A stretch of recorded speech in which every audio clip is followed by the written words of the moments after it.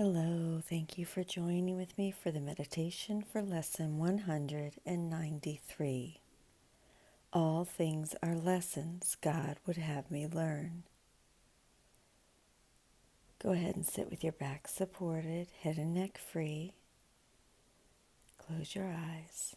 Start with a 2x breath in through the nose for a count of 2, out through the mouth for a count of 4. All things are lessons God would have me learn. Please repeat the 2x breath 3 times in total and then move to the 3x breath. In for a count of 3, out for a count of 6. God does not know of learning, yet His will extends to what He does not understand, in that He wills the happiness His Son inherited of Him to be undisturbed, eternal and forever, gaining scope, eternally expanding in the joy of full creation, and eternally open and wholly limitless in Him. That is His will, and thus His will provides the means to guarantee that it is done. All things are lessons God would have you learn. He would not leave an unforgiving thought without correction, nor one thorn or nail to hurt His holy Son in any way. Today we will attempt to overcome 1,000 seeming obstacles to peace in just one day. Let mercy come to you more quickly. Do not try to hold it off another day, another minute, or another instant. Time was made for this. Use it today for what its purpose is. Let us devote this time to serve its proper aim, and do not let this time be less than meets your deepest need. This is the lesson God would have you learn. There is a way to look on everything that lets it be to you another step to Him and to the salvation of the world. To all that speaks of terror, answer thus: I will forgive, and this will disappear. All things are lessons God would have you learn.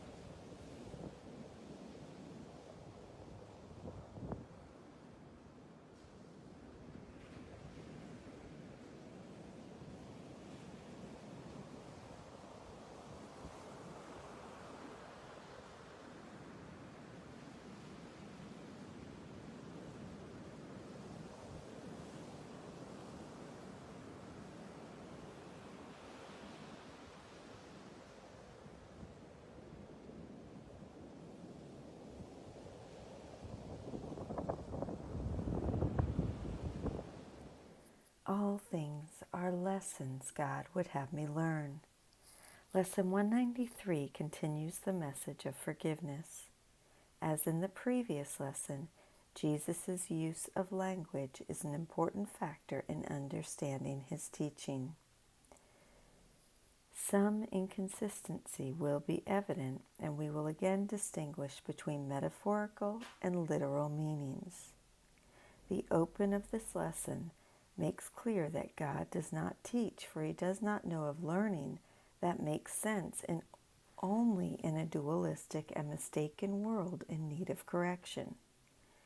Moreover, here and elsewhere in the workbook, the word God means Holy Spirit. Thus, for example, when Jesus says, God is in everything I see because God is in my mind, he refers to the Holy Spirit, the memory of God who holds the purpose of forgiveness in our minds. Indeed, throughout A Course in Miracles, our teacher is the Holy Spirit, and when we understand the content behind the form, problems on this level dissolve and we are able to flow with the love beyond the words. Finally, this lesson is important because it depicts the world's purpose, a classroom in which our teacher instructs us on the meaning of forgiveness. You hold the key that opens heaven's gate and brings the love of God the Father down to earth at last, to raise it up to heaven. God will take this final step himself. Do not deny the little steps he asks you take to him. These little steps comprise our everyday experiences, what happens from moment to moment. Do not, Jesus asks, little twinge of annoyance go by without paying attention to it and reminding yourself, this expresses my desire to keep love away, so my specialness will remain intact. Then ask, is this what I really want? We will increasingly practice the holy instants, and they will occur more frequently.